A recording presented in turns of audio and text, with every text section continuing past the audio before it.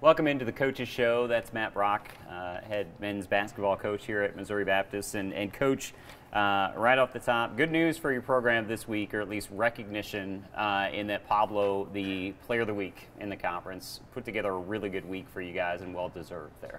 Yeah, he played at a high level, yeah. And it wasn't surprising to us. You know, he didn't just score the ball, he passed the ball really well. I think he had 8 assists. On Saturday and does so many things for our team. He's turned into a really good defender as well, which he doesn't fill up the stat sheet like Torrance or get a lot of steals, but he makes really smart defensive plays and is a big part of our defense. And now 24-1 on the season, 16-1 in the conference. New record as far as, your 24 wins is the most you've ever had.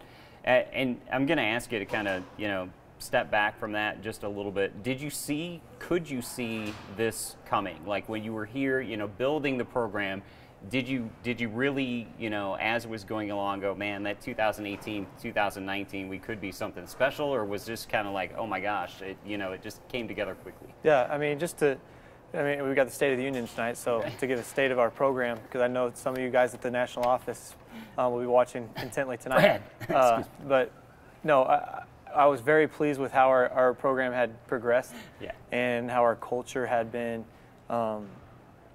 building and growing and the guys we've had. I really liked where we were at the start of the year, but you don't really think about what kind of season you're going to have as far as specifically, hey, we hope we're going to be competing for a conference championship, and we are. So we're excited about that. But more importantly, I think the culture of our program is super healthy. We got really quality young men, and it's a credit to them and the work that they've put into this point. Absolutely. And 5 games left to play, 3.5 games up, so it's looking pretty good for a conference championship this year.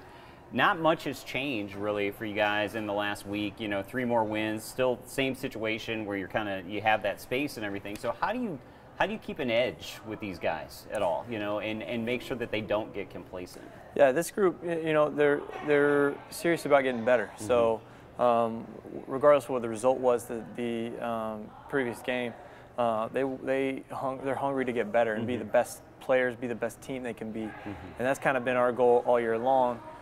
We haven't got caught up in we have to win or we got to win this game. It's been more we got to get better. Right. Whatever happened the other day, we got to try to get better going forward. So it's a challenge because human nature, you want to get complacent, but this group has been focused and this group has been serious about growth and serious about getting better. So they're open to coaching. They're open to the film room, and you make mistakes and wins too. So it's easy to find those on film and try to correct those. Yeah, you got 3 wins last week. We'll talk a little bit about that, but I guess the new challenge for you now is you've been going at it, boom, boom, boom, 3-game weeks and things like that. Now you're in a stretch where you only play a game in 10 days. You guys play Thursday, you're off Saturday, and then you're off till the following Thursday.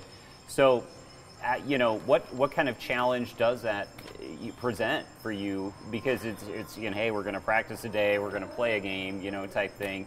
Now you kind of slow down, and it's a product actually of all the sort of those games that you scheduled in December, some of those non-conference games, and you're kind of maxed out on the number of games that you can play. So now you're in a stretch where there's a lot of inactivity as far as games are concerned. Yeah, it's just it wouldn't be that big of a shock if we had a 3-game week last week. I don't think Right. Everybody has a bye, at least, and everybody has actually 2 byes because of the way our conference is made up, and some the Stevens College effect on there's no men's team for Stevens. So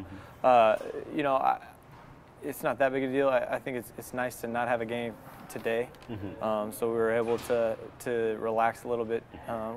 We haven't practiced Sundays, but as coaches you can kind of relax a little bit, maybe just watch the film on us instead of us and the next opponent. So a little bit of a mental break, but I think we got to take the same approach. We got to go back out on the road. I haven't been there in a while, and got to have that road mentality and be ready to go into a tough environment where we lost last year and try to get a win. And you guys won't be back home until the 21st now, so a lot of road games coming up as well. We don't have to necessarily break down each of the games, Park, CBC, Lion, but I think, and we talked a little bit about this last week, the response from this team coming off of the only loss, responded well that Saturday and then these 3 games since.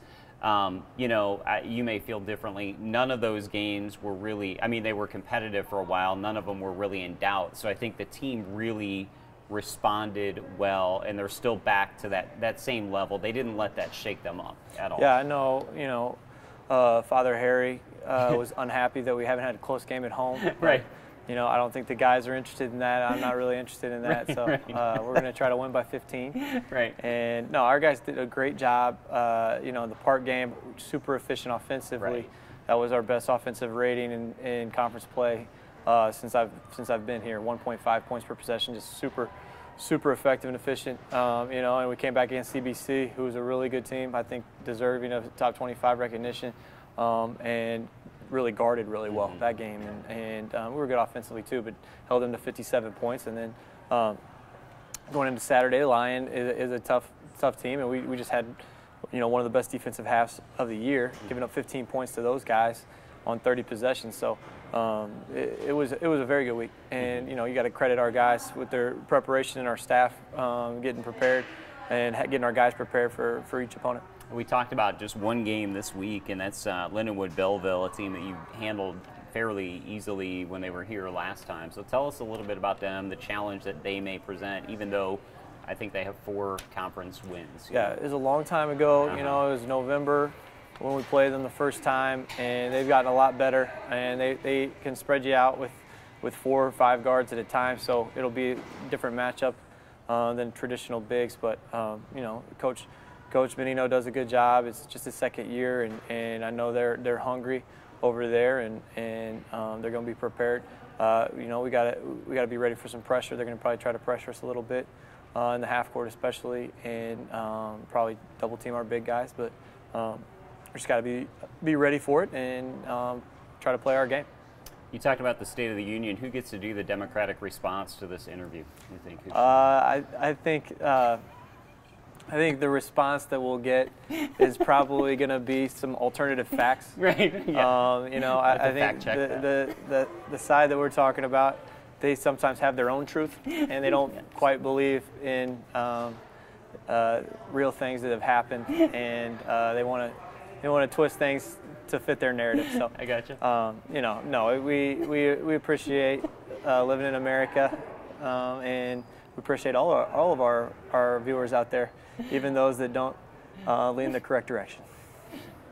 That's Matt Brock. I got nothing to follow that. This has been the Coaches Show on the Spartan Digital Network.